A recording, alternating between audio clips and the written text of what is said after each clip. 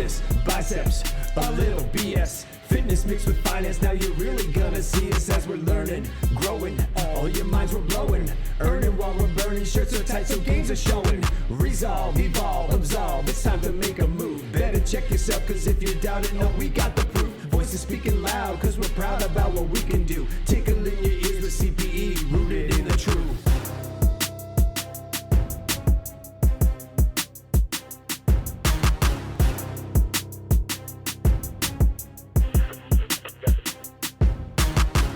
In the wildwood of accounting, we all know garbage data in means garbage data out. The same thing applies to your body. As a C-suite guy who obviously lifts, I want to be just as sharp in the boardroom as I am in the weight room. I don't have time for guesswork supplements or flashy nonsense, and that's why I use Redcon One. Clean ingredients, real formulas, stuff that actually works when you're training at 5 a.m. at the gym or burning midnight oil in your month-end grind. So whether you're an accounting bro, finance bro, or business leader in an NGO, if you want more energy, better recovery, and fewer excuses, this is your sign. Head to redcon1.com and use promo code BIZBUYSANDBS for 20% off. Don't just audit your numbers, audit your nutrition by leaning into America's favorite supplements at Redcon One. Yeah. So we got Keith Walker here, Walker. Right? Not Walker, Texas Ranger, but I tell you what, you Walker Boston Red Sox? Yes, that's a Red Sox fan. Yeah, you know, it's kind of funny because your telescope, nerdy telescope, that's right, but right, it's looking at your ear right now. It looks like it's a microphone. So you like go like start talking like this. So you are a space nerd, is that what it is? I am. I think I was born by midichlorians. Wait, you were born by what? Midichlorians. It's a Star Wars. Got it. You have to be a Star Wars. I'm not going to tell you. Go look it up. Those aren't those guys that were running around the desert trying to pick off all the droids, right? No, it's actually the Force itself. So it's it's like a bloodline that kind of creates being. And so... do you go to Comic Cons? Are you that kind of nerd? I'm not going to tell you that much, but there's a possibility. I'm learning so much about you, and I've known you for a little while now, but I'm learning new things that, I don't know, Keith. I think you and I might sit in different circles, maybe. Yeah, it could be. But you know what? I love you for the entire person you are. Absolutely. So, and I hope you reciprocate. Yeah, absolutely.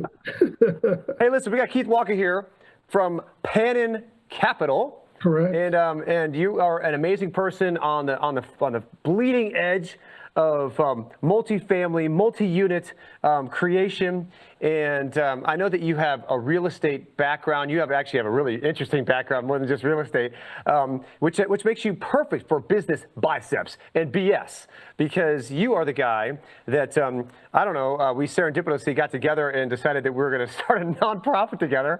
And it's going to be amazing. It's going to be amazing. We'll talk about that in a little bit. I want to know a little bit about Keith Walker, who he is, where he is, and why. I mean, why did I decide that I needed to hook my wagon to you? Well, you know, a little bit about me. My birth certificate says Alabama. However, all my living young was in Tennessee. So I guess the hospital was on the state line.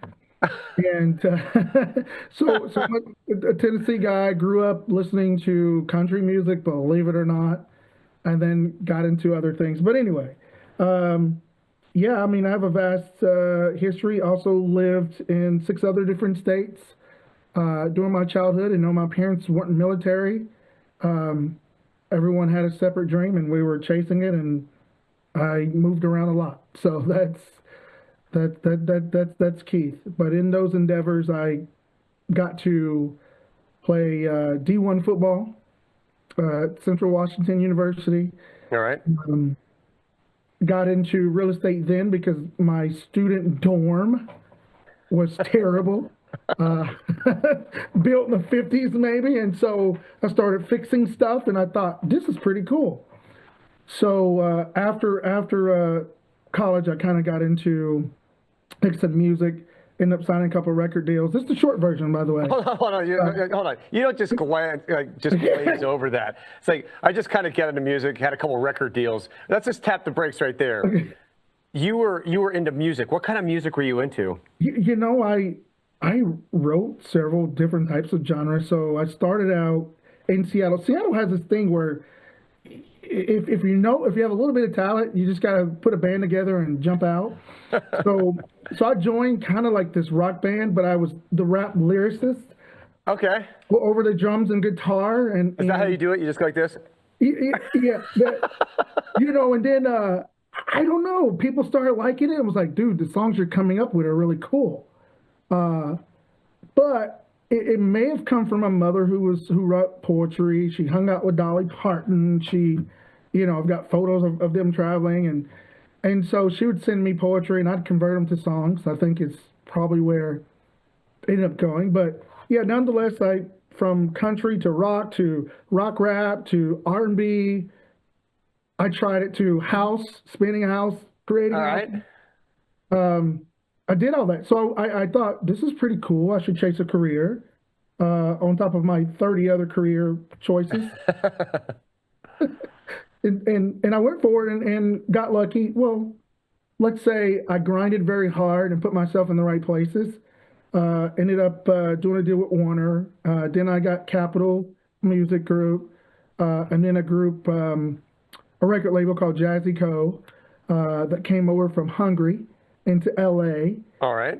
Saw me in Phoenix, Arizona, trying to cut an album, and ended up doing some things. And my last deal, I kind of walked out of because it was a turning point in my life. We were living the rock star life. We were trying to make the most corrupt music possible.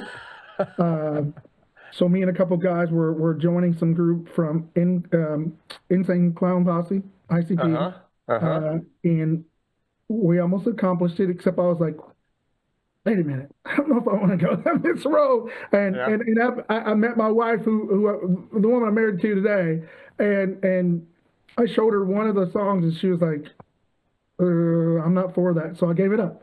For the girl. For Christ, and then the girl. Okay. No, that's fair. That's fair. So it all happened at the same time, but it was just life. But look, I got to experience a lot of good things in that career. So and now you're back at real estate. Yeah. As I was in music, I always thought make a lot of money, buy a lot of buildings, do some things, and now I ended up back in real estate. So but you also, I mean, you're not just in real estate. You also do some other things too. I mean, you're down in the Homestead, Florida area, correct? Mm-hmm. Absolutely. And so you're right on the outskirts of Miami-Dade County, where all the CSI Miami stuff and that redheaded guy. What's this guy? David. What's this guy? David Carradine? Did I get that right? Wasn't he the guy in CSI Miami, the redhead guy that's always like? That's my mother's show. I don't know. Right. So but you were down there in the South Florida area. I mean, you've been there for how long? So I got to South Florida in 2012. Okay. And then 2019 went to Indiana for 2 years. Yeah, it's so random. We bought a farm. What? People don't just do that. Again, we bought a farm, and it didn't go so well. And all right. So it was. I can't picture you in overalls, man. There's some photos. and we realized that we're not farmers, so we came back. And but you respect the farmers because now you've lived the life. Well, let me tell you this: the reason why we said we're not farmers is because not anyone can just do it successfully. Okay, it's an actual skill. You have to you don't just put seed in the ground and let it water and then watch it grow. You have to actually tend the crops. Well, I mean, we thought so, but and we thought we could handle animals. So we had 2 horses and all other stuff. So it was a bit of a wake up. All right. So other than that, we've kind of shook hands with the real farmers and said, guys, girls, you're the greatest. Thank you for the food that we get. But we're going to give this up and go back to what we know how to do. So you packed all your stuff back onto your Conestoga wagon, and you, you snapped the reins on the oxen, and you started moving your way south again? Oregon Trail back south. Oh man, so South Florida is lucky to have you. I'm interested because you and I have this very interesting story, and I want to share it with the listeners because I think that a lot of times we think that things just happen like it's just a coincidence or it's like serendipitous, and I think you and I are both from the same faith background where it's like, nah, I don't think that was the case. I think there was a little bit more going on, a divine intervention that was happening there, and the reason why I know this is because. When we were down there, I think it was for, I was down there for the South Florida Accounting Conference, about as nerdy as it gets, right? And we were down in Miami, we were staying at the Miami Fontainebleau Hotel, right? Which is, it's just fun to say, Fontainebleau. And when you're there, you feel like it's very Fontainebleau. So but we're there. My wife and your wife are both involved in health and wellness in the faster way to fat loss, right? Sure. And they knew each other, and they said, hey, my wife comes to me, she said the same thing to you, is like, hey, I'd like to go to dinner tonight with a couple. She's in this group with me, and it's going to be awesome. You're going to meet her husband tonight. And I was like, oh man, not again. It's like, why do you always do this to me? It's just like, we keep going. It's like, because it's always hit or miss. It's like sometimes, like the women get along great, but sometimes the guy across the table is like, you've got to be kidding me. It's like, please tell me he's going to be more interesting than this thing, the silverware, right? And now, look, I could play along with the best of them, but even like there's sometimes it's like, oh, it's just so painful. Like I just start eating slowly, so I could just move food in my mouth so I don't engage in conversation. So hey, for everybody out there, if I start eating slowly at a dinner, I'm bored. So like either feed me some alcohol, let's get this party started, or just be quiet and just let me be alone with my thoughts. Be alone with my thoughts. But what happened, Keith? What happened at this dinner? You know, it's really amazing. You had the same approach I did. And you can realize, you know, being even in real estate, I sit across from people you try to connect to, and it just doesn't work. Yep. So to me, if I'm not initiating the meeting, and you really don't have notes on the person, and you can't prepare for the person, and I approached it the same way. I'm like, okay, you're going. I told my wife, you're going because you know this person. I don't have any research on Ken. I just did it. And I might have said Jim a couple of times. She said, no, Tim. And so when you don't have research, the worst of the worst comes to preparing yourself not to be an ultimate failure and embarrass your wife. So I'm like, I don't want to embarrass you. So I gotta put on my pretend face. And you know, whatever she told me on that ride, it just kind of went in one ear after the other. And so I started thinking about the menu, like what can I order that consumes my time? This is real. By the way, you and I, you're describing the exact, like I'm driving to dinner and I'm just like, I can't believe we're doing this. This is going to be like 2 hours of my life. I'm never going to get back. And it's like, continue. Yeah. And I think I had like travel planned. So I think I had like business meetings I had to attend. So anyway, it was like, kind of fit it in. And so, you know, it was just, it was, I would say, kind of like you said, things don't happen, you know, just out of coincidence. There's sometimes there's a bigger force behind the meeting of people. So I think what got us is the timing.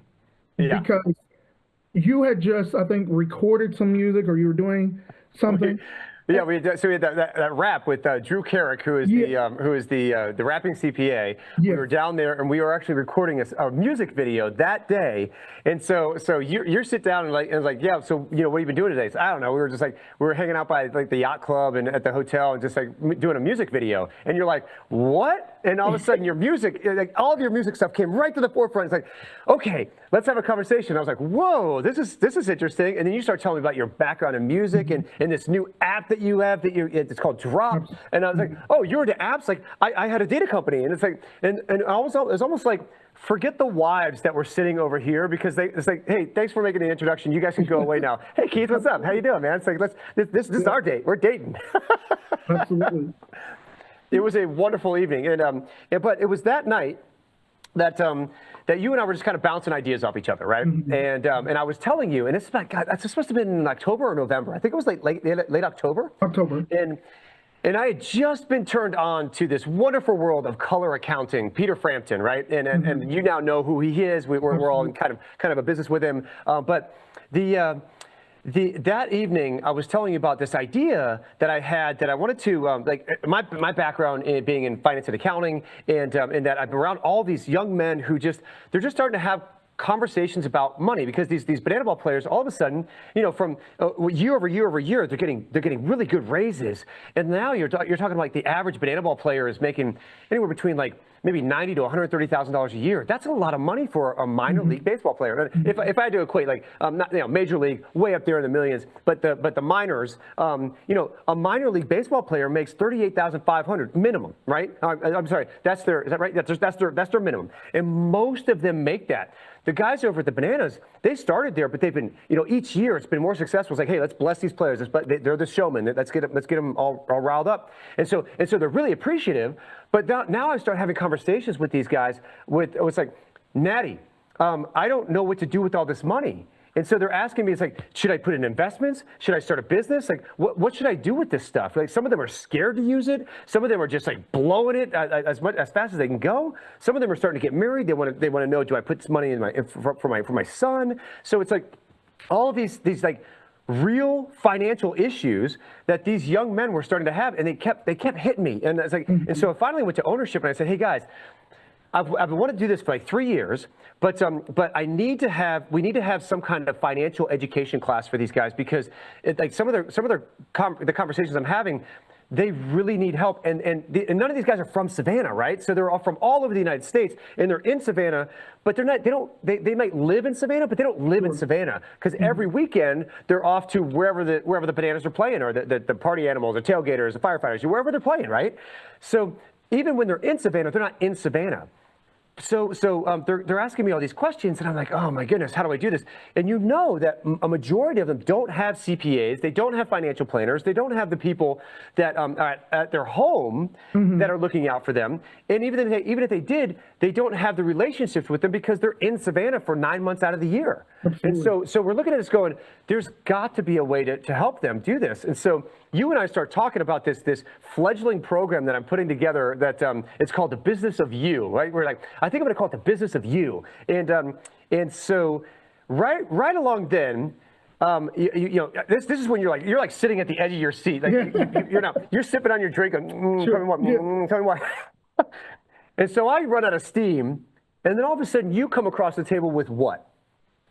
Again, I'd had this thought about a brokerage in Seattle, remember? And I was telling you that a couple of me and my friends, we were in high school together, and we were kind of like a family, tight family. Two of them are there in Seattle now. And I've kept them in mind my entire life, because I kind of watched the three of us grow up, and times weren't really easy for us. I mean, sure, we tried these different things and that. And I told you, I said, I have a dream to create a brokerage that will go in not only to teach, the youth real estate, but to go in and teach them about financial planning and give them resources and tools that I've learned that I wish I had as a kid. And then I gave you this example, like, when I was growing up, I had everyone in the community look like me. We dressed the same, we looked the same, we had the same jive, you know what I mean?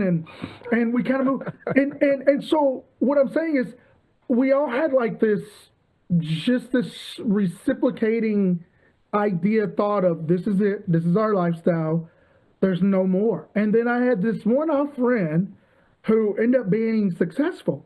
And he'd come and say, hey, come look at this, come look at this, come look at this. And I'd be like, all right, let me come and look. And if it wasn't for Ryan Frost, I still get him there, giving me a golf club one day and talking to me about the future or things like that. I think in my mind, I'd have been like, wait a second, this is a circle. This is my life. This is what it is. My friend across the street thinks the same way. He thinks the same way. And I started to look at it like, wait a second.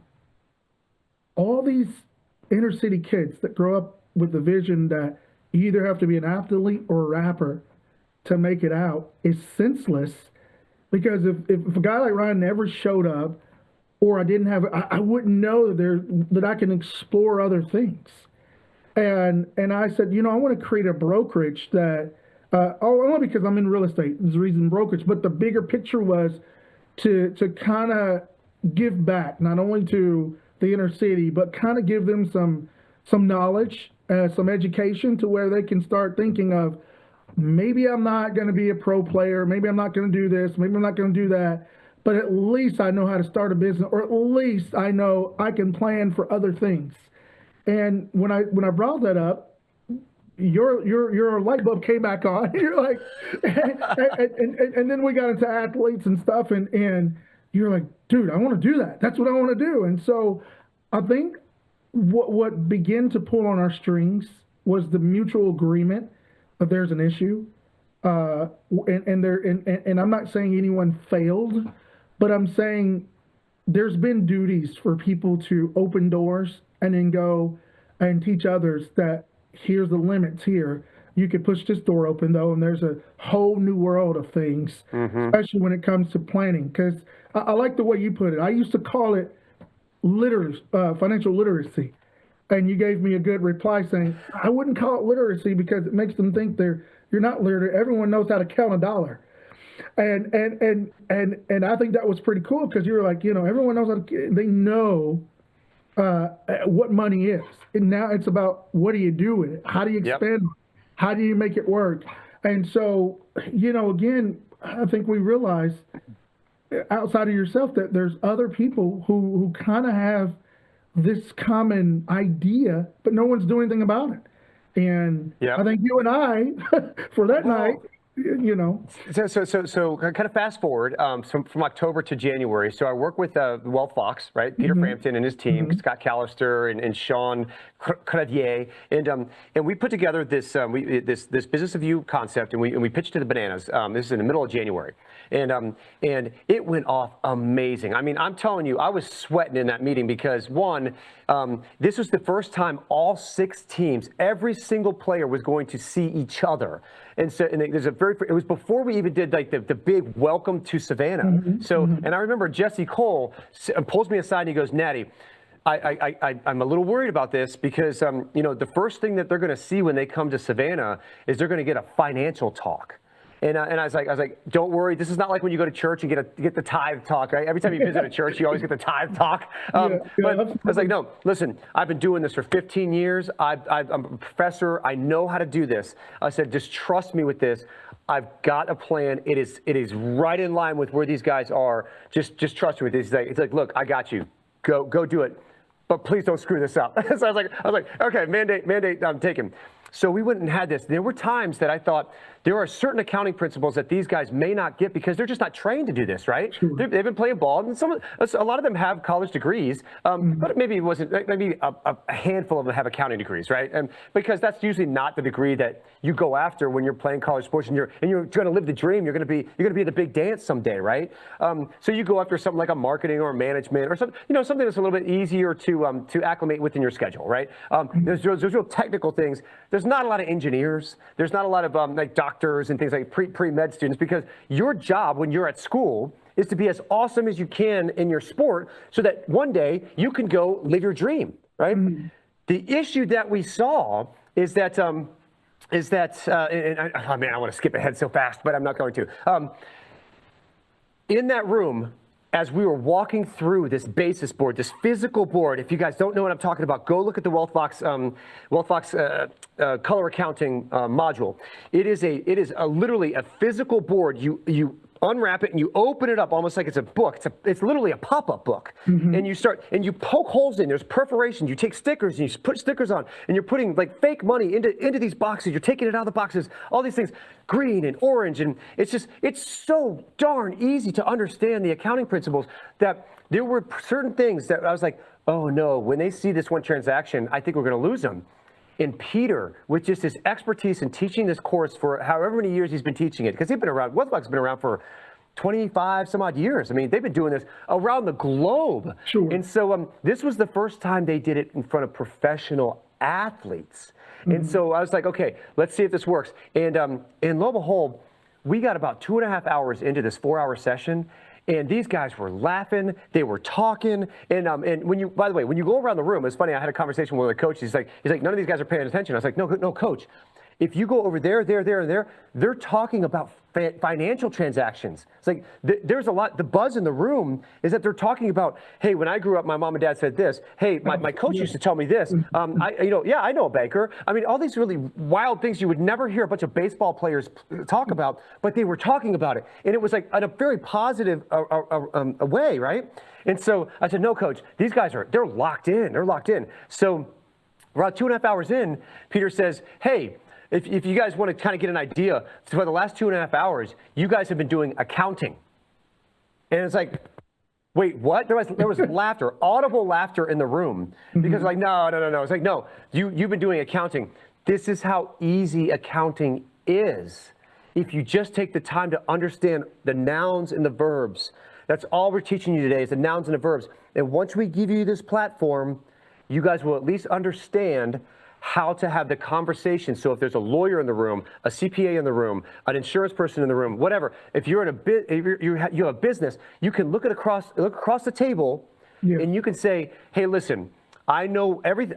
You said you were talking, and right there is when you lost me. But I know that I don't know what you're talking about. We got to stop the conversation. Before I sign anything, I'm going to make sure I understand what the rest of that sentence meant, right? Sure. And so I'm going to go back to my advisors and ask them, hey, come here, I need your help, So basically it gets you from the first question to the second question and the third question, right? So you can understand these things.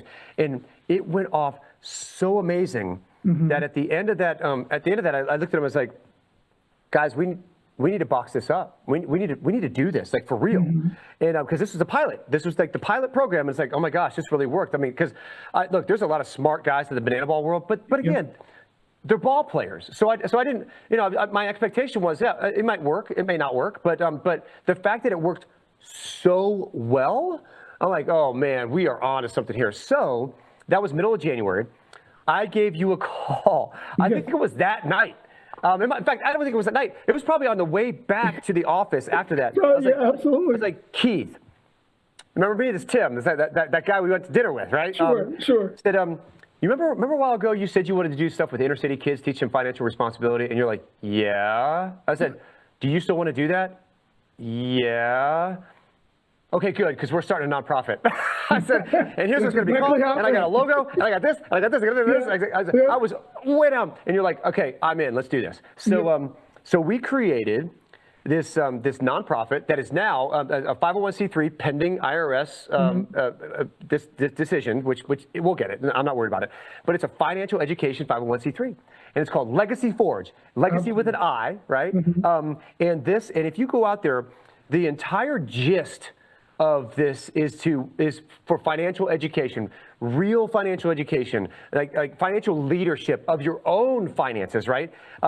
It's because a lot of people are like, oh, financial health. It's like, no, financial health is part of it. But one of the things that I think is really fascinating about what we're trying to do is we're going where the cool and the sexy is. I have been trying for the handful of years. In fact, the reason why this Business Biceps and BS podcast exists is because I wanted to try and make accounting sexy. Yes. It's like, it's like how do we show people how awesome this discipline is if we keep showing them pictures of us yawning at a conference or it's like or doing taxes. Like, that is not sexy. You know what's sexy? Seeing a CPA rock climb.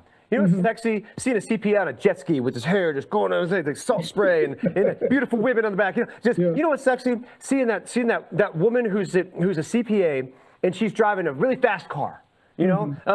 that is like CPAs live a sexy life, but maybe the work is not as sexy, but it can be. It can be. There's a passion there for what CPAs and financial and accounting people, they love what they do, and it's like we should be sharing this with other people. So the podcast became that, but it was all because I just want to make it sexy. So it's like I'm seeing if I can get Justin Timberlake to like, I'm bringing sexy back, right?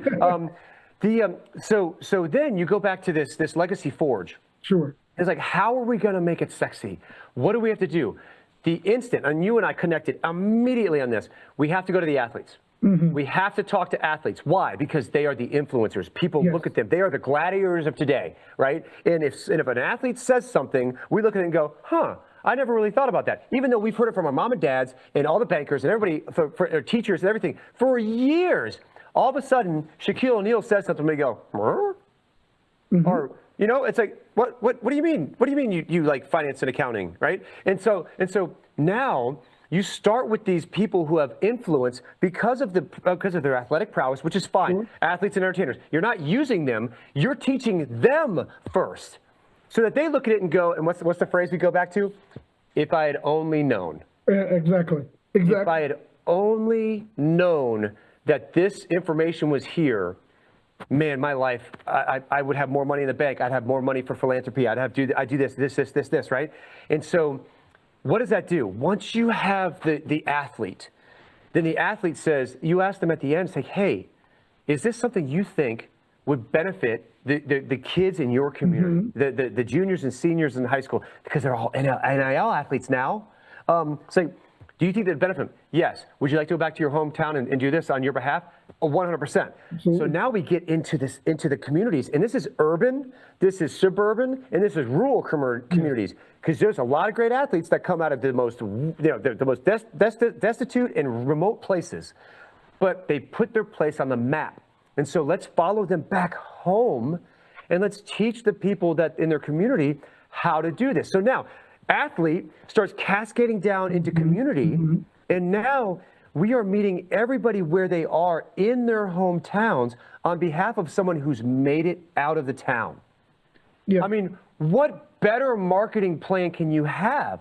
Oh, and by the way, it's a nonprofit. So I'm not asking you because I want to build this company up and sell it. I'm doing this because I care about education. I care about the individual that's across the table, who's sitting at that. I'm looking at the heart, I'm looking at their mind, I'm looking at their spirit, and I'm saying, how can I make this young man, this young woman, just be able to go after their dreams in my way, at least what I believe God's given me, is your lane is finance and accounting, Naddy. Now run as fast as you can down this. And that's where I think you and I, when we started coming together, we're like, oh, finance and accounting. Yeah, we should do this. So that is Legacy Forge, kind of in a nutshell. Sure. And this has led to some pretty awesome things. And even then, that portion of it, and I'll touch on briefly, just athlete I just recently met with yesterday from San Antonio FC. And I'll tell you a bit of his testimony because it's a soccer player. But the cool thing is, it's like the Wheaties box, right? Jordan was on there, and I did. Listen, I'll be real. I didn't like the taste of Wheaties. I wanted the sugary, I wanted Cookie Crunch or whatever. Cookie Crunch. Sure, cookie, whatever it was. But because Jordan was on the Wheaties, I went, and maybe I was eating healthier, right? Maybe. So there's the benefit to that, and then I think for these athletes, it creates a real. I mean, they're put in a light where a child or a young aspiring business leader will call them a role model. And you've even heard people, even like Shaquille, say, "I'm no role model," but he became a role model, regardless of what he says. That's Charles right. Barkley even the same. Charles Barkley was famous for that. I'm not a role model. Yeah. So they, regardless of what they say, you are. I don't care. The platform puts you there. Yep. So now the fact that they have these opportunities, even at the college level, and I know your next guest, I won't blow it, but it's amazing. But even at the college level, even Drop. You talked about the app. When we started putting the marketing plan together, The reason why Drop came about, because we thought about the high school kid who's a superstar, who can influence the entire school on what type of shoes to wear, because he's popular. You know, it wasn't that, how did our marketing team come up with, why do you want to also approach high school and college? And, well, what's the high school? Think about it. They're the athlete that scored the touchdowns or the quarterback in the high school level, and NIL is starting to hit the high schools.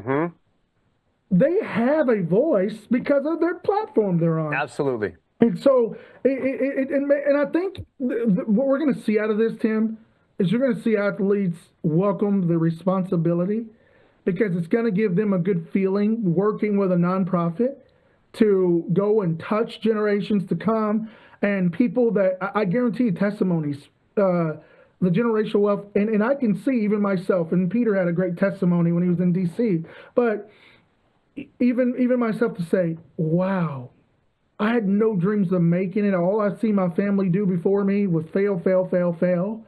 I had tried at life and we struggled, but because this athlete came, and it wasn't just, hey, we'll grind it out in the gym. It was like, here's something I can show you. You can plan to own a business, not just grind it out in the gym, be great at what you do, but be great over here too. So I like that. But the San Antonio FC, just to validate what we're doing, I met with this gentleman yesterday. He flew in, and he began to tell me and Vice Mayor of his goal to start his nonprofit. And I said, what do you want to do? He said, I just want to teach soccer, and I want to teach those kids not to do what I did. And I said, what'd you do? He said, Keith, by the time I became pro, he goes, I wasn't like the guys that made hundreds of thousands of dollars. He said, I was an FC player, so people thought pro player. He must have a lot of money. He said, Keith, my checks were very minimum. In fact, he said, when I started, I was making something like $3,000 a month. So you had to get an apartment, you had to pay your food, but you were walking around and playing in a pro jersey. He goes, yeah, we're all at different levels. He said, but I didn't plan with that check. I didn't plan on, I had to hang up my cleats one day. He said, so I kept going through these battles and battles and battles and battles of, I don't have enough money, but yet I love to play the game. So I was going and maybe taking pictures or signing autographs while my bank account is killing me and while I'm suffering. And he said, fast forward it to now. And I've been overseas. I played in different countries. And he was telling me all these countries, incredible. And he said, I came back and because of my injuries, I can no longer play. And now I have nothing to say from the contracts. The money that I had, nothing to say. So I just want to teach the basics. And I started telling him about our plan. And he was like, dude, I'm in. I want to do this. And I already knew the two of us coming together was ordained at a higher level because there's a need there. We all should be good stewards. But hearing him, and when you saw this player, Tim, when he walks in a room, he looks like an athlete. Yeah. You know that guy really touched the field. But when you see in his eyes, there's a backstory to suffering because he had no one come and tell him. No one come and tell him. It was built on I'll just become an FC pro player and my life will change. You got to have some responsibility there. And to stamp Wealthbox and what we're doing with them, when you called me and said, get on this program, go through this course, I was not only thinking of the what we have, the object of what we're building this platform for, Legacy Forge, but even in the real estate world, I'm thinking of all my property managers. I'm thinking, how many business deals? And you know that we go at Pain and Capital, we look for deals and we look for value adds. But our deals aren't $5 million deals.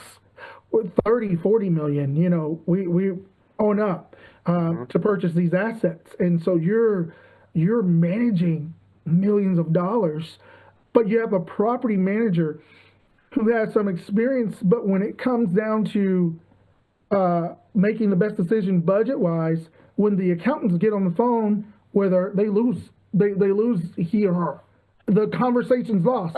And so now you got a property manager like, all I'm doing is keeping the residents happy, but I don't know what they're talking about. I didn't go to school to be an accountant. And if you look at most property managers, they're not going to school to be a CPA or accountant. Correct. They went through maybe business. They decided, to come and work.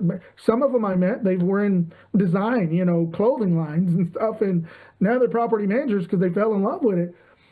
But I'm listening to this basic, and I don't want to call it basic because the program, but how simple it is when someone slows it down and put it together as well as they've done it, and how it's applied. And I'm starting to go back and think about how many deals did we lose because we didn't even understand the language, but yet the language is so simple. If we just go through this course. And so that being said, not only are we wanting to have these athletes touch these inner city kids and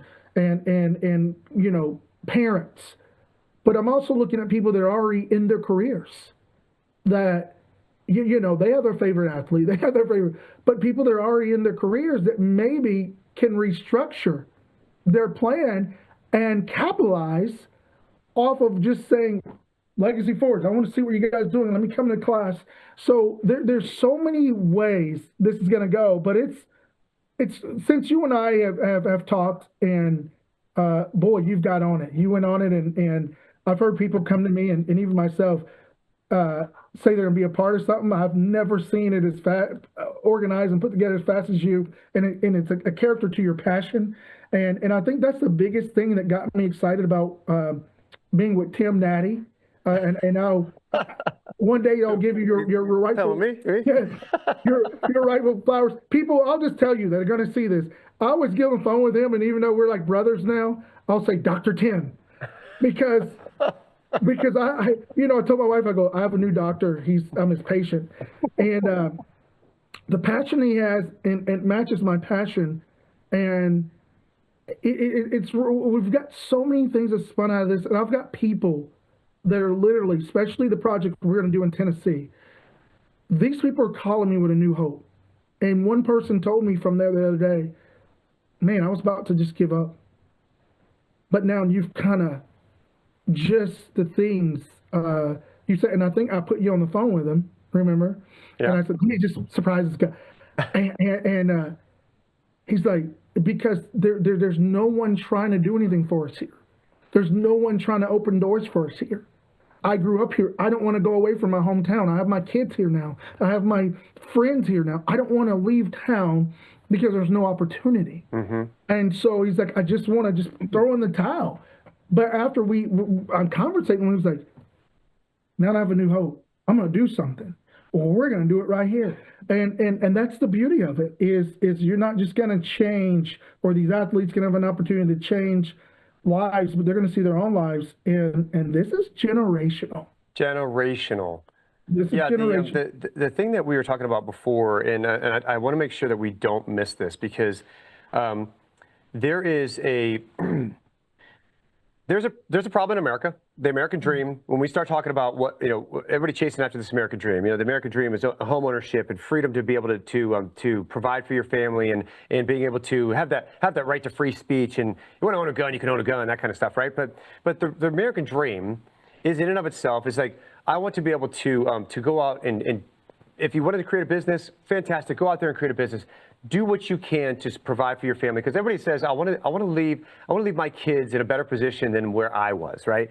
And by the way, it's an extremely noble goal. And until you're a parent, you don't really understand what your parents used to be talking about, right? But then you're a parent, you're like, no, now I totally get it. Yeah, it's like, because you want your progeny to have things a little bit easier. Not to say that you don't want them to get tested, but also it's like, you just want them to have the things you didn't, and I get that.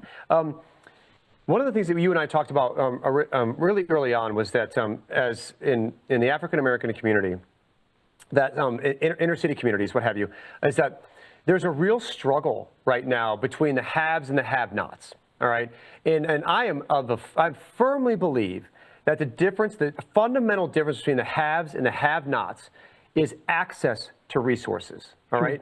Education has to be first, but then once you're educated, where do you go with that information, right? If you go back to your hometown that has no access to resources, then yeah, we're gonna have a problem, because now you're educated, but you're gonna get frustrated. It's like, why don't these people know? Because they don't know what you know. But you need to bring resources in to help their small communities. So the question is that specifically in the communities, a lot of stuff's been said on LinkedIn, and I tend to dabble and troll every once in a while in there. But specifically about joblessness rates, and what really bothers me about just the whole conversation is that it feels like everybody just wants to complain about it, but they don't want to do anything about it. Sure. And so, and by the way, but there are many philanthropic entities out there trying to do something about it. Don't get me wrong. But I think in the financial health world, I think people are just missing. Like, I think the heart is there, but I think that the way that they're communicating the information is not getting across the way it needs to get across. And so how does that make us different? That's number one. That's how we're different. But also, when you start thinking about joblessness, you start thinking about, well, what's the root word? Jobs. Okay? Jobless. I don't have a job. The question is, like, why do you need a job? What is it about you in particular that you have to go out and work for somebody else? Young man, young woman, you have a brain, you got 2 great hands, you got feet, you have so much promise, that you have ideas. It's like that little thing that everybody said was stupid years ago. You're like, no, there's something about it. I just want to take that. I want to make something of it. And that is what God has given you to say, I'm going to put this inside your head. And I hope you find the right resources and you get it to grow and to eventually be successful. And so my thought is about joblessness is that, can we stop kicking that can down the road and just start addressing? It's like, who's going to raise their hand and say, I'll stop it. I'm going to pick up the can. I'm going to crush it, and we're going to fix this. And so where I say we fix it is that let's stop teaching kids that they have to go get a job, go to school to go get a job. How about we teach kids just how to start a business? It's like, you already have a passion for something. Is it washing cars? Is it doing athletic stuff? Is it cleaning houses? Is it doing music? Is it doing like the real cool stuff? Or is it that kind of gritty stuff, the plumbing and the electricity, all that stuff? What is it that you absolutely love to do? Do you like to paint? Do you like to dance? Whatever it is, you can create a business out of this. Now, are all of you going to be successful? I don't know. Maybe not. But that's not. You don't set out to start a business and go, gosh, I hope I just learn a great lesson. No, you want to go out and do something so you never have to work again a day in your life. And so, joblessness, I think, is the result of us feeling like we have to go and get something from somebody else, when no, I've got 2 hands, I'm smart, I just need the right person to tell me and guide me and put me in the right setting so that I can go and do it for myself. And then you'll see the change in these communities. And Black communities, Indian communities, white communities, Hispanic communities, it does not matter what color the community is, what demographic it is. They all struggle with this. And the question is, how long are we just going to go ahead and look at it and go, well, I'm good. Man, if that was, I'm glad that's not my kid. Or, I don't live in that area, so, it's no big deal. That pains me that we, and you and I have had conversations, many conversations about this, that somebody has to stop and pick up the can. And I think that's where we have been involved. Now, there are other people that have tried to pick up that can too. I'm not taking anything away from them.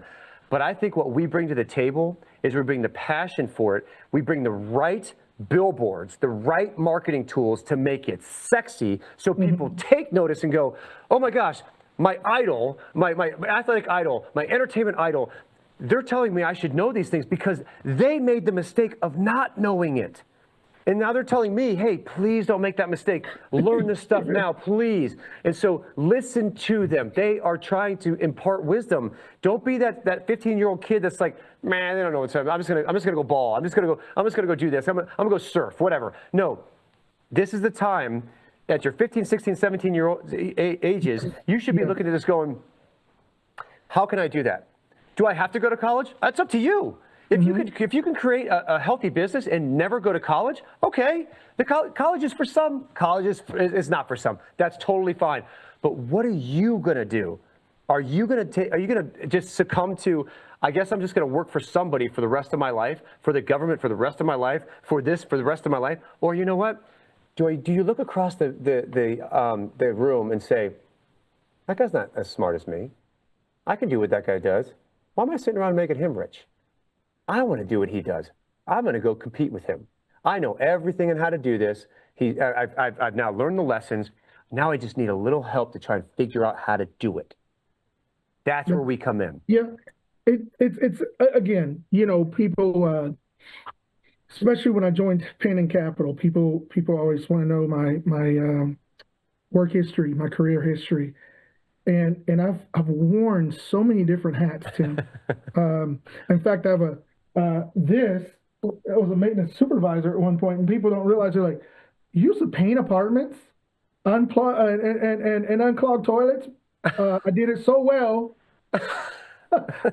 nationally known. So, but I didn't go to school for that. I didn't. I just studied. And here's the nerd side of me. I always tell my kids, I said, you guys, you're walking inventions, and it's up to you to determine how relevant you're going to be. There you go. And my son will go, what do you mean? I'm like, there's no other you. Every one of you may have similar aspects, but you're an invention. Like me and your mom, we gave birth to you. You're an invention, and we gave you, and God gave you life, and here it is. You get to determine how relevant you are. That's your choice. And so, putting it that way, I want to be one of the best inventions possible. I want to give back to the community, so that even people that don't know my parents, the legacy's there. That, man, they birthed something great. He birthed something great. He started something this. And, I always tell companies when they ask me, especially my partners, they'll say, why do you do it? And I said, at the end of the day, we're building a company together. But I like for, my partners to stand in the crowd one day and say, this guy added value, and he brought some things to the table that it wouldn't have worked. And I like to say the same about them. It wouldn't have worked without him. And same as our partnership, it wouldn't have worked without Tim. And I hope you reciprocate. So they say, this wouldn't have worked with Keith. And we were able to bring something great together and build something. And that's what we're trying to do to these inner cities and get these athletes to understand that, hey, you can hit a home run. Yeah. But you also can go show someone the way, and you can better your life. You could do things. There's value there outside of that. Because truth be told, cleats will be hanging one day. My high school reports are in there. My kids flip through it, and they'll say, "Dad, you won state as a long jumper. I didn't even know you ran track." Like, yeah. I had a scholarship to Washington State University, but I went to Central for football. They're like, what? Like, yeah. That was a part of my past, but now I want to show you what I can do now, at 47. Yeah, I think that there's something to be said about having, having God-given talent to where you can boat race anybody, right? You can jump higher, you're stronger, you're faster, what have you. You have more dexterity, you're more agile, what have you. You've been given these opportunities to basically you're given a platform, because that's, we've throughout the centuries, humans have just really been drawn to individuals who are just athletically or they're just gifted in that human form, right? And because of that, a lot of guys don't think about this until it's, I don't want to say it's too late, but in high school, it's all about you. It's all about, there's some guys that get it, some girls that get it, but usually you're so honed in on the craft. It's like, I need to get to the next level. I need to get to the next level. By the way, there's nothing wrong with that. It's just that when you finally realize that that you've been given a platform, the question is, what are you going to do with that platform? Because I would tell this to CPAs all the time from a mentorship perspective. Look, the fact that you're working 50 hours, 60 hours a week during busy season, okay, that's part of the season. Everybody kind of gets it. But whether you are purposely mentoring somebody or not, you are mentoring somebody. So if you're doing that work with a smile, kind of a gusto, it's like, hey, listen, we're gonna crush these tax returns, we're gonna get this audit out, we're gonna do this, and you're like, hey, everybody, how you doing? Yeah, you good? Everybody good? You could bring that energy to the room, or you could be the guy that's like, not right now, I'm too busy. I don't have time to answer your questions. No, leave me alone. I got to. You are teaching them something. You're either teaching them that you can be the light in the room, or you're teaching them that, hey, I'm an angry person. I'm a grumpy person, and please don't do this, right? Don't affect me. Problem is, you're teaching them to be that person. And so the question is like, what do you want your legacy to be? And so when I went back to there's a couple athletes that are doing something pretty awesome over in Baltimore, and this one in particular is Angel Reese and Magic Johnson, right? Yes. And they are going to Baltimore specifically because Angel Reese is from Maryland, right? So she played 2 years at Maryland, 2 years at LSU. She's the Chicago Sky. And by the way, I applaud her. I applaud her left, right, and center for going back home and putting on. Now they did call it financial literacy, but they're putting on what's called the Wealth Playbook. Now, me personally, I don't like the name Wealth Playbook. I'm not going to rib them for it, but the Wealth Playbook makes it sound like, oh, hey, we're going to teach you how to be wealthy. That is not what a legacy is. Now, your wealth is part of your legacy, but it's not your legacy. The wealth is what you have.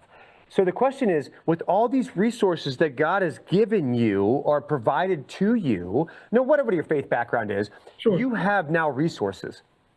Are you going to keep them for yourself, or are you going to help your neighbor? Are you going to help the kids in your community? What are you going to do to help others with those resources that you've been given? That is what a legacy is. And so you want to talk about generational impact? Money can certainly help, but you know what really does help? Someone who speaks into the lives of someone, who can turn around and speak into the life of someone else, and you are growing disciples in a way that you are giving positive messages that they're going to turn around and pull somebody up out of the mire when they need it. That is generational. And again, certainly money helps, but this can also happen over in Afghanistan, where there's just goats and chickens. All right, so money, not a big deal over there, right? But you can still have that kind of effect on your community. So it's not about the money per se. It's about what are you doing with your resources to steward them correctly, to give back to the communities and others around you. That's why I think legacy, the word legacy kept coming back out. It's like, we got to do something with that word. Got to do something with that word. And so we're forging legacies. So you take that special athlete, and they come in off of, maybe they're 5 years into their career, they're doing just fine, right? Have probably made some bad decisions, but they have enough money to withstand the blow. But now they realize, you know what? I think it's time. I think it's time for me to turn back around. Maybe they go home for Christmas or something, and they realize someone's got to do something about this. And they feel they get their heart pricked, right? And they're like, how can I do this? How can I help my community? I know how you can help your community. I'm not saying it is the way that the end all be all, but this is one way you can absolutely help not just your community, but give people the ability to get up and help the people behind them too. Because financial information, financial education on this side of heaven, it's about money, guys. We have legal tender for a reason.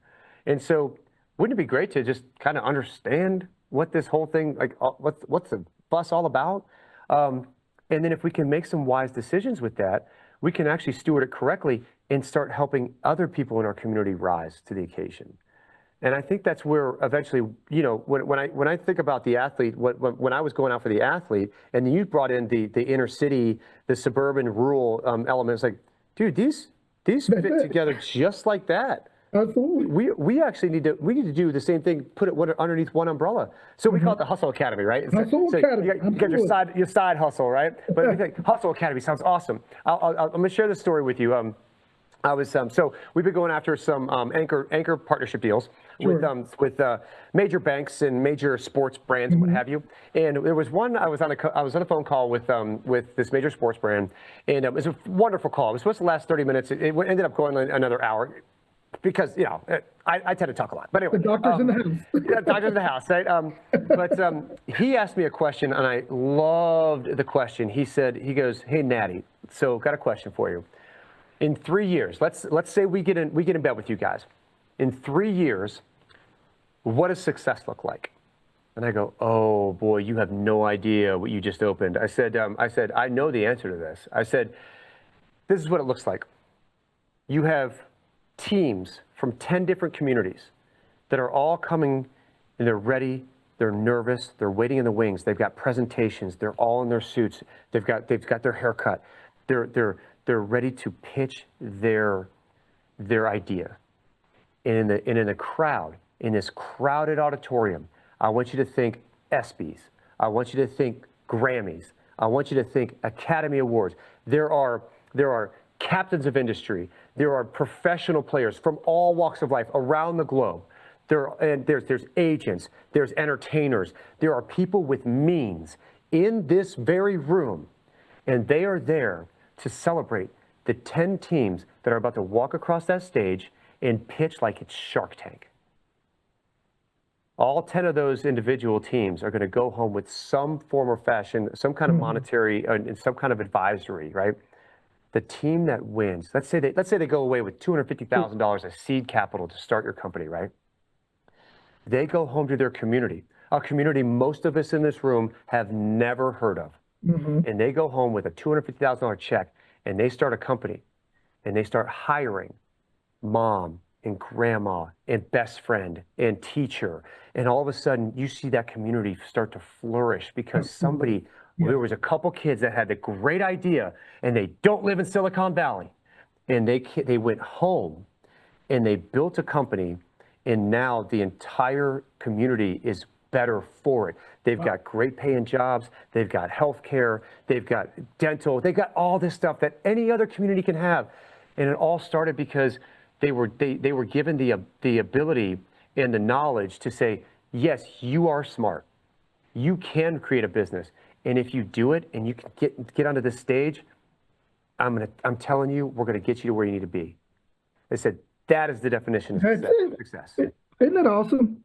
That's a beautiful thing. That's a beautiful thing. And I'll tell you why the local government here, I mean, listen, we're in Miami and Homestead, Florida City, they kind of work together. I know for a fact that God has ordained me to be here. Because Florida City gets, in Homestead, if you look up the crime statistics, they say we are the sinking ship of Florida. I mean, however you want to call it. And it is. But when you drive around here and you realize that Florida City, Homestead, the potential and the things that are coming here, but you're 30 miles from Key Largo, where people call one of the seventh wonders, I guess. But big old boats. Yeah, it's like yacht paradise. It's paradise. And you look at that in the scheme of things, and you say, okay, right before the Keys is a struggling community just because the lack of knowledge when it comes to doing things right on a financial basis. When I tell you that even here, I've seen people drive a Mercedes-Benz and get evicted the same week because they'll go and buy a car thinking that's the better choice than putting a roof over their head.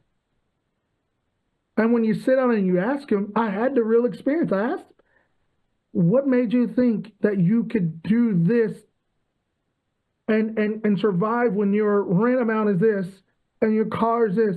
No one showed me that. They just said I qualified and I went and signed up. Wow.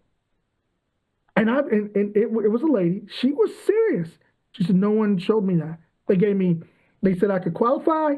I had a stack of papers. They didn't ask me what my rent was. They didn't ask me. I thought that I was going to be able to, I don't know. Very bright person. And she had to pack her car with all her stuff and didn't have a place to stay. Lost her apartment. This happens all over the United States. It happens all over the world. it blows my mind. And she said, no one told me.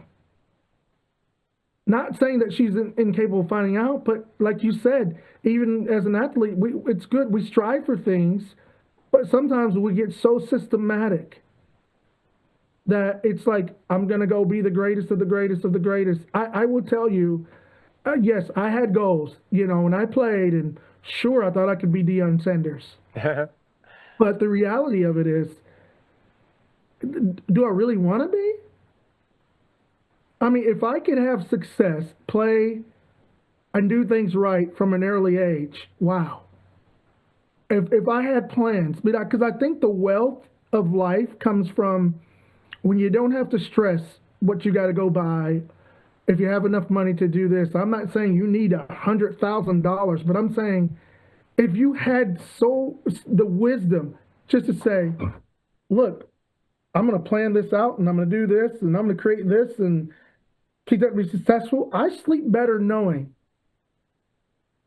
regardless of what my salary is, it ain't Michael Jordan's salary, but I sleep better, and I have more enjoyment now in my years in understanding financials the way that we're going to put it. I now that I know, it's like I don't really need the $50 million chain, flashing around my neck. For what I need is to enjoy life, to know that I'm making a difference, and that's where it is. I'm hoping. I'm hoping. I know this is rolling out, and we're moving as fast as possible. But every day, when I'm not in a meeting with Legacy Forge or Hustle Academy, I always think who I'm losing in life.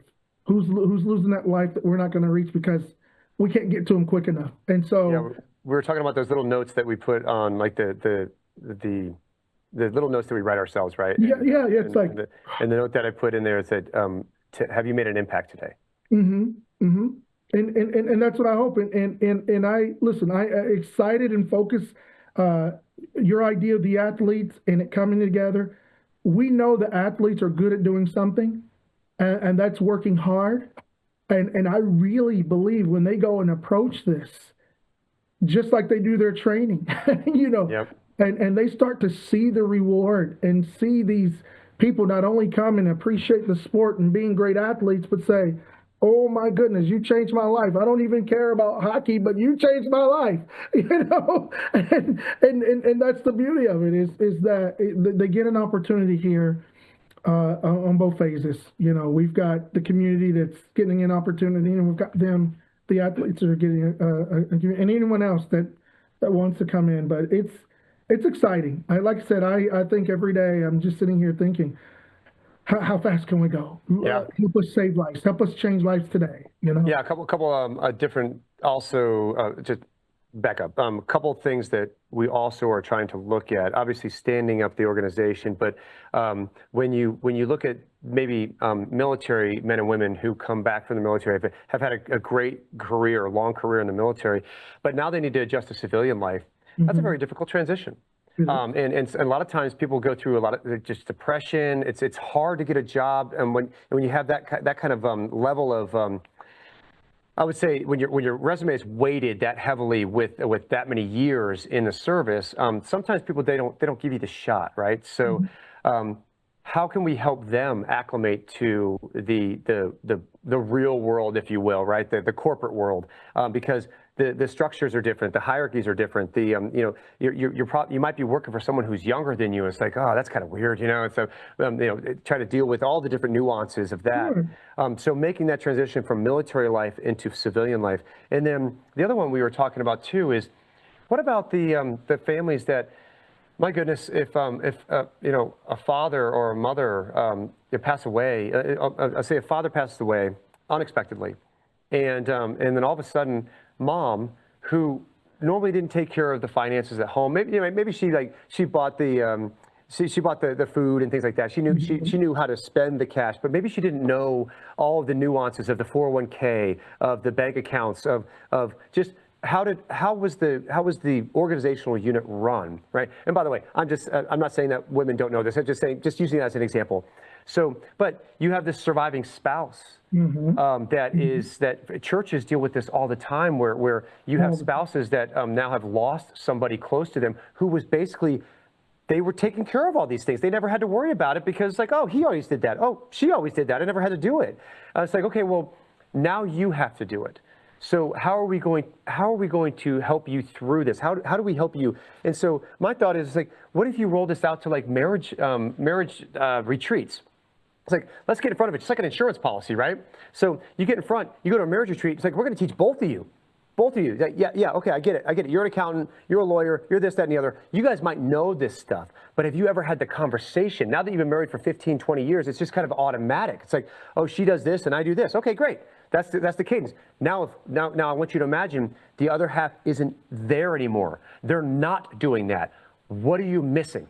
Right? So the surviving spouse community is a huge thing. And plus, biblically, we're told to look after orphans and widows, right? So that goes right along into where we are, is in the faith-based statement of, hey guys, we got to take care of this, right? So I think there's a lot of things that we can do with this organization, Legacy Forge, and I'm very excited that we met in the circumstances that we did, because we both didn't want to go to that meeting. Thank our wives.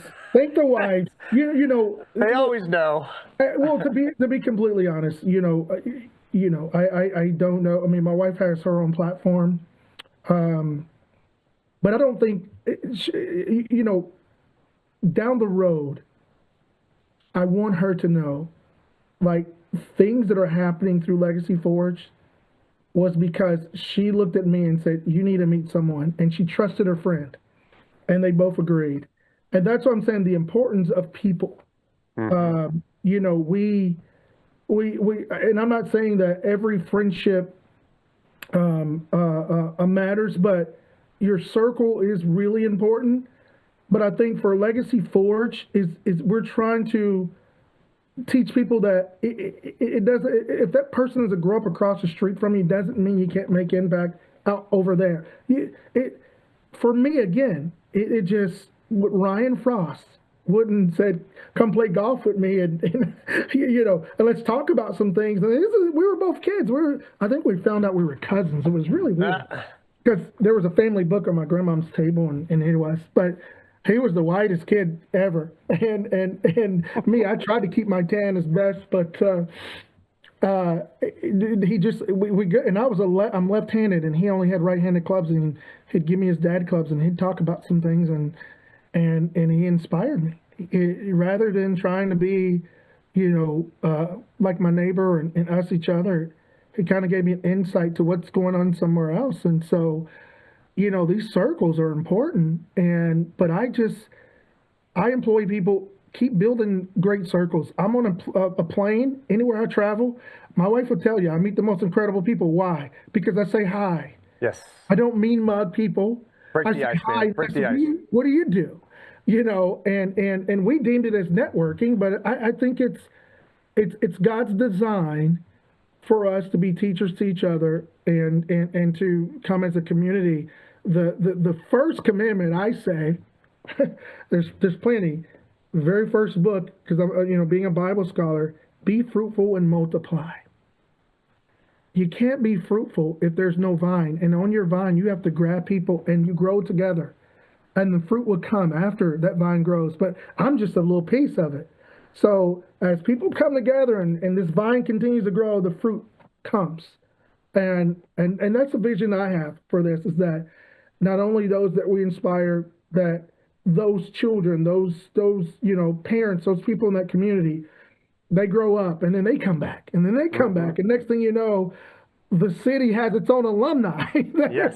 Like Homestead was redeveloped by Homestead birth people that were born here. And we're not so much, what people think we are. And, there's some exciting things going on here. There's investment groups, and they're saying that we're the new city in Dade. There's a lot of money. Trust me, $280 million facility going in. One of it is Miami FC is moving to Homestead. It's things like that. But the best thing we can give these people to be ready is have Hustle Academy go in and say, get ready, be a part of what's going on here. Yeah. Don't just look at it and say we're getting pushed out. No. Put your foot in the ground and say, I'm determined. I'm going to learn something. And that abandoned building over there, I'm going to probably go get it and invest in it. And so much opportunity. So much opportunity. Well, I'll tell you what, Keith, this has been an electric conversation. I knew it would be. I mean, we talk about this all the time, but even when we're rehashing this kind of stuff, it's just like more stuff just keeps coming out. I love it. So you are down in the Homestead area, but you're not restricted to the Homestead area. You're all over the place. So if someone were to want to reach out to you, whether it be for pen and capital, for investments in real estate, what have you, or maybe just want to talk to you about Legacy Forge, Hustle Academy, what have you, how do they contact you? You know, the easiest email to remember in the world is Stanley Keith, that's Keith, at stanleykeith.com. That's it. And that's how you get you. I bought that domain just so Stanley Keith, that's stanleykeith.com. Stanley Keith, that's stanleykeith.com. You know, send me an email. We would be happy to tell you more about Legacy Forge and Hustle Academy and Business of You, and also, you know, Pen and Capital. You know, there's a lot. And I also do lectures at different universities here and there. So if you need a guest lecturer at your school, ping me. I just recently did one at Ball State, and those students were great. They're in the property management program they have there. And it's exciting to give back. I just want to share what people have given me. So it's awesome. It's awesome. Well, I don't think I can close it out any better than that. So, Keith Walker, yes. Thank you for coming on Business Biceps BS. Can I get a bicep flex real quick? Yeah, look at that. There it is, baby. There it is. Got Hey, there. man, it's good to see you. I'll talk to you soon. Love you, brother. Keep doing man. it. Keep doing Bye-bye. it.